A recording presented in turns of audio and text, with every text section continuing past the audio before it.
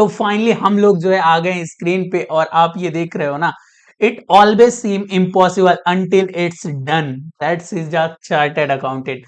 जरूर जो है आपको भी अभी थोड़ी सी एम्बिग्यूटी होगी, कर पाएंगे या नहीं कर पाएंगे, बट मैं बता दूं, आप ये ठान चुके हो ना, कोई आपको रोक नहीं सकता दोस्त।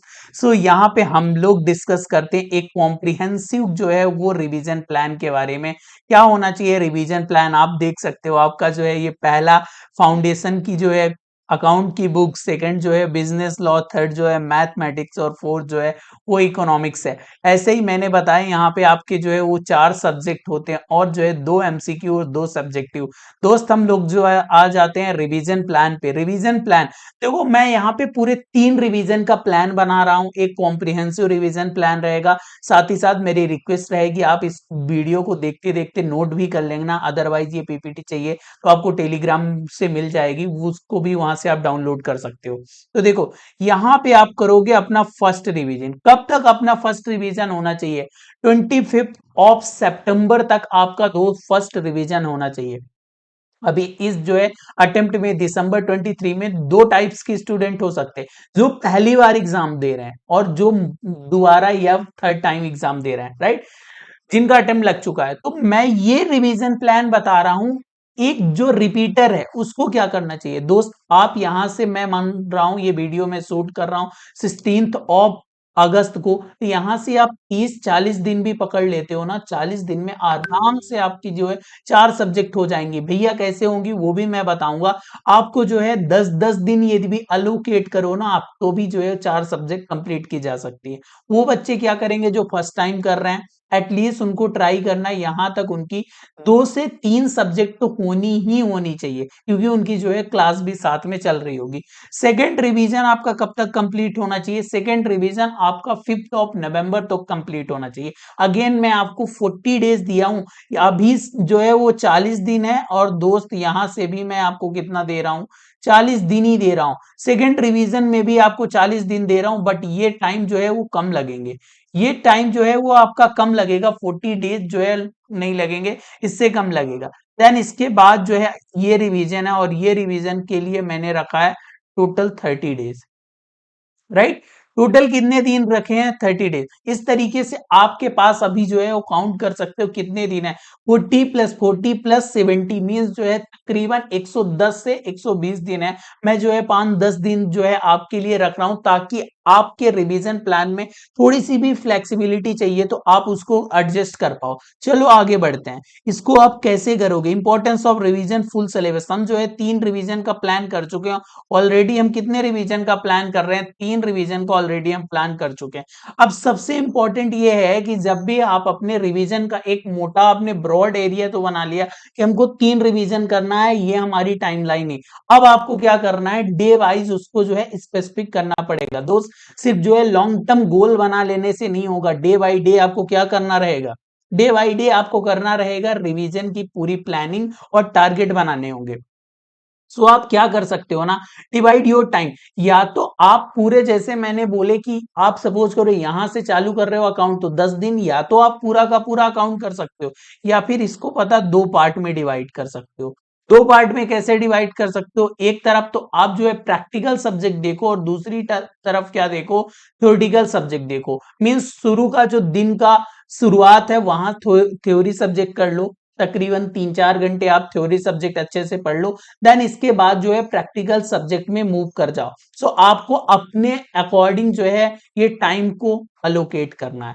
देन इसके बाद इंक्लूड ब्रेक। आप जो है एटलीस्ट हर 2 घंटे में एक 15 मिनट्स का ब्रेक रखना। मैं ज्यादा आपसे टाइम नहीं मांग रहा हूं, आपसे मैं सिर्फ और सिर्फ पता क्या मांग रहा हूं, दिन की केवल और केवल 8 से 10 घंटे की इफेक्टिव स्टडी आवर्स मैं मान रहा हूं। आपसे केवल कितना मैं मांग रहा हूं, 8 से 10 घंटे की इफेक्टिव स्टडी आवर्स। यदि आपने इतना किया ना तो बहुत अच्छी तरीके से आप रिवाइज कर पाओगे। आपका रिवीजन का सीक्वेंस क्या रहेगा दोस्त? सबसे पहले आप क्या करोगे, सबसे पहले आपको करनी है प्रैक्टिस, इसकी क्वेश्चन की प्रैक्टिस।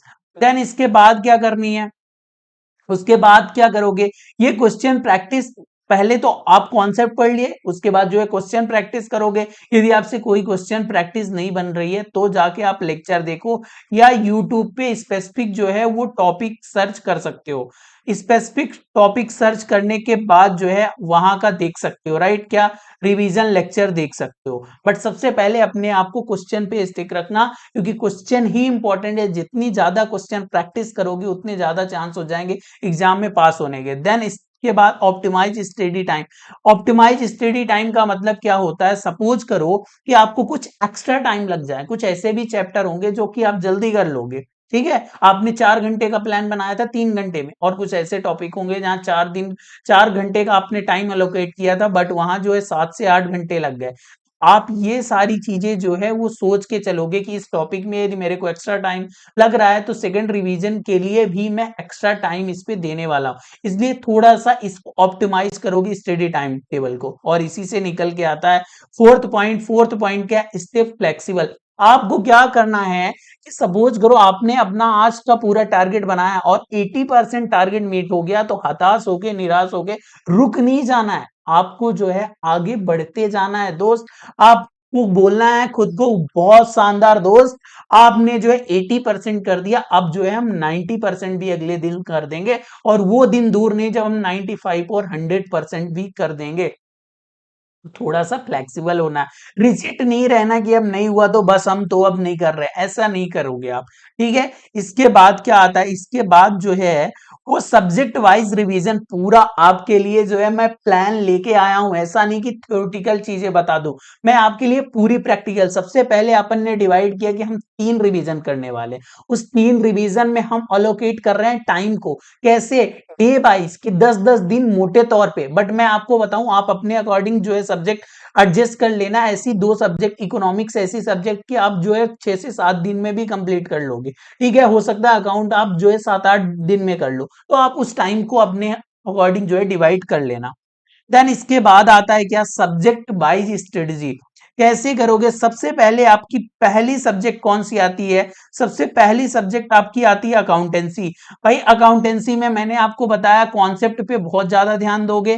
देन इसके बाद जो है सॉल्व करोगे, क्या क्वेश्चन सॉल्व करोगे, इस क्वेश्चन में क्या क्या जो है इंक्लूड करोगे, प्रीवियस ईयर के एग्जाम के सारे क्वेश्चन होने चाहिए, स्टडी मटेरियल के क्वेश्चन होने चाहिए दोस्त, एमटीपी के क्वेश्चन होने चाहिए, आरटीपी के क्वेश्चन होने चाहिए। ये चारों सब्जेक्ट के लिए कॉमन बात है। ये चारों सब्जेक्ट में कोई भी आप स्कैनर, क्वेश्चन बैंक जो भी फॉलो कर रहे हो ना, उसमें ये देख लेना ये 4 चीजें होनी चाहिए। बाहर के क्वेश्चन नहीं करोगे चल जाएगा, बट एटलीस्ट आपकी जो study material, RTP, MTP, past year, ये सारे क्वेश्चन जो है जरूर होने चाहिए। देन आता है लॉ और बीसीआर, आपको पता है ये 40 मार्क्स के लिए अभी भी हमारे पास है कितना, जो है वो बीसीआर का पोर्शन। तो बीसीआर के पोर्शन पे आप क्या करोगे दोस्त, इंपॉर्टेंट क्वेश्चन अगेन जो है लीगल प्रोविजन बहुत अच्छी तरीके से, और यहाँ पे जो है वो केस स्टडी टाइप के भी क्वेश्चन आते हैं, तो उसको जरूर देखना। और राइटिंग प्रैक्टिस तो आपको जो है वो बताने की जरूरत ही नहीं, आपको राइटिंग प्रैक्टिस के बारे में बताने की जरूरत नहीं, ये तो आप करने ही करने वाले हो। क्या करोगे, राइटिंग प्रैक्टिस तो आप करोगे ही करोगे बहुत अच्छी तरीके से। क्या करने वाले हो, राइटिंग प्रैक्टिस, राइट, ये आप क्या करोगे, राइटिंग प्रैक्टिस। देन इसके बाद थर्ड आता है आपका मैथ। मैथ में क्या करोगे, मेमोराइज इंपॉर्टेंट फॉर्मूला, जो कुछ फॉर्मूले उनको, इसके बाद जितना हो सके कैलकुलेटर में आप सॉल्व करने की कोशिश करना, कैलकुलेटर आज से फिक्स कर लेना, वो आपके एग्जाम तक जाने वाला है, ठीक है। टाइम जो है वो मैनेजमेंट सीखना, क्योंकि जो है केवल और केवल 2 घंटे मिलते हैं और आपको पूरा मैथ का पेपर अटेम्प्ट करना, तो बहुत अच्छे तरीके से आपको टाइम मैनेजमेंट की स्किल्स जो है देखनी पड़ेगी, राइट। उसके बाद आता है इकोनॉमिक्स और बीसी के इंपॉर्टेंट कॉन्सेप्ट तो है ही, इसके बाद यहाँ पे कुछ जो है वो मेमोरी के लिए शॉर्टकट कीवर्ड जैसे जो है वो निमोनिक्स यूज कर सकते हो। इसके अलावा यहाँ पे भी एमसीक्यू बहुत अच्छी तरीके से सॉल्व करोगे। ड्यूरिंग रिवीजन आप समझ रहे हो, कहाँ कहाँ इधर, ठीक है, आप समझ रहे हो ना क्या किया हमने, एक लॉन्ग टर्म गोल, उसके बाद जो है डेली टारगेट, इसके बाद सब्जेक्ट वाइज, इस सब्जेक्ट वाइज रिवीजन करते टाइम पे क्या क्या चीजें जो है वो रखनी है। देन इसके बाद टिप्स फॉर इफेक्टिव रिवीजन क्या होना चाहिए भाई, इसके फोकस आपको जो है फोकस अपना बना के रखना है। आप क्या कर सकते हो, किसी भी टाइम पे पढ़ो बट अपने टाइम का एनालिसिस करो कि किस टाइम पे आपका जो कंसंट्रेशन है वो सबसे ज्यादा बेस्ट रहता है, और वो टाइम यूज करो अपने इफेक्टिव स्टडी आवर्स में। देन इसके बाद क्या करोगे, यूज निमोनिक्स का यूज करोगे, क्या कुछ कैची जो है प्रेप्स हो सकते हैं या वर्ड कुछ जो है वो बना लो और उनको जो है इनके थ्रू मेमोराइज करो चीजों को, राइट, ताकि आपको चीजें रिकॉल हो। आप कोई भी आज रिवीजन कर रहे हो उसको सोने से पहले एटलीस्ट जो है 5 मिनट रिवाइज करके रिकॉल करके सोना। रिवाइज और रिकॉल में डिफरेंस ये दोस्त की रिवाइज में हम बुक खोल के देखने लगते हैं, आप रिकॉल करो क्या आज हमने दिन की शुरुआत की, ऐसे जो है रिकॉल करोगे तो आपको चीजें जो है याद रहेंगी। और जगते ही आपको ये देखना है कि पिछले दिन में हमने क्या क्या पढ़ा था। इसके बाद क्या करोगे, आप जो है डिस्कस कर सकते हो, स्टडी ग्रुप अपना बना सकते हो, किससे, अपने मेंटर से या फिर अपने कलीग होते हैं उनसे, उनको यदि कोई कॉन्सेप्ट नहीं आ रहा है तो उनको पढ़ा दो। इससे दोस्त बहुत ज्यादा यूज होने वाला है आपका दिमाग, और जब दिमाग यूज होगा ना कहीं एक रिवीजन आपका 2 रिवीजन 3 रिवीजन के बराबर हो जाता है जब आप किसी को पढ़ा देते हो या ग्रुप में डिस्कस कर लेते हो। आई होप आपको ये आइडिया लगा होगा कि हमको रिवीजन प्लान कैसे करना है। देखो यहां से आपके पास जो है वो केवल और केवल 110 दिन है, उनको यदि बेस्ट पॉसिबल मैनर में आपने यूज किया ना, अच्छे से रिवीजन किया, क्वेश्चन प्रैक्टिस की, जो है कॉन्सेप्ट क्लियरिटी रही ना, तो दोस्त आपको जो है रोक नहीं सकता इस बार कोई, क्योंकि अब की बार 300 का पार जो है ये हमारा नारा है। आपके कुछ भी क्वेश्चन है इस वीडियो से related, let me know in the comment box. Otherwise आप किस टॉपिक पे वीडियो चाहते हो मेरे को कमेंट करके जरूर बता देना। मिलते हैं नेक्स्ट वीडियो में, तब तक के लिए बाय बाय। और हाँ दोस्त, अपने जो है दोस्त तक ये वीडियो जरूर शेयर कर देना, उसको हेल्प हो जाएगी इसमें रिवीजन प्लान करने में। Bye bye.